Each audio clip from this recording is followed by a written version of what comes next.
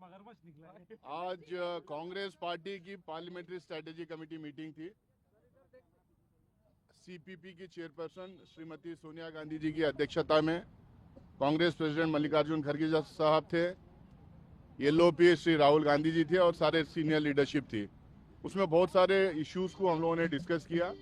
Budget का जो पहला पार्ट रहेगा, पहला फेज रहेगा, उसमें कौन से इश्यूज को टेकअप करना है और रेस करना है।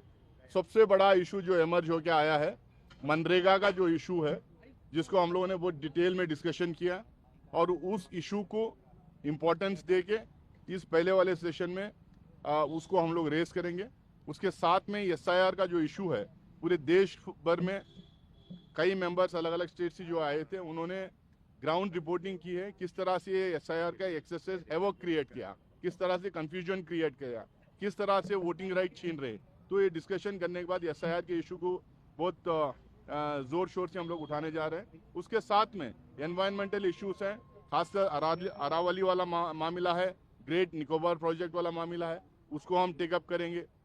जम्मू कश्मीर और लद्दाख का इशू है, उस इशू को स्टेट वापस देने के जो मामला है उसको हम लोग पहले से उठाते आ रहे हैं, लेकिन अभी तक सरकार उसको लगातार प्रॉमिस करने के बावजूद अब तक उसका स्टेटहुड वापस नहीं दिए हैं, तो उसको हम रेस करने वाले हैं। उसी के साथ में इंदौर में और अहमदाबाद में जो डेथ रिपोर्ट हुए हैं, जो इलनेस रिपोर्ट हुई, वो इश्यूज को, जो अर्बन गवर्नेंस की बात है, जो अर्बन क्लिनलीनेस की बात है, हाइजीन की बात है, उसको हम उस इशू को रेज करेंगे।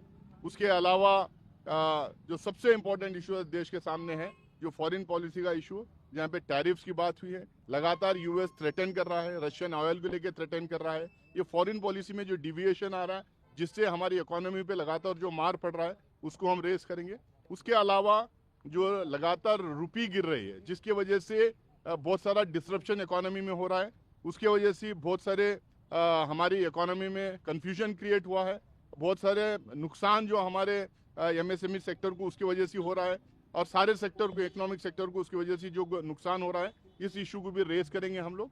ये पहले पार्ट का पहले फेज में ये इश्यूज टेकअप करेंगे।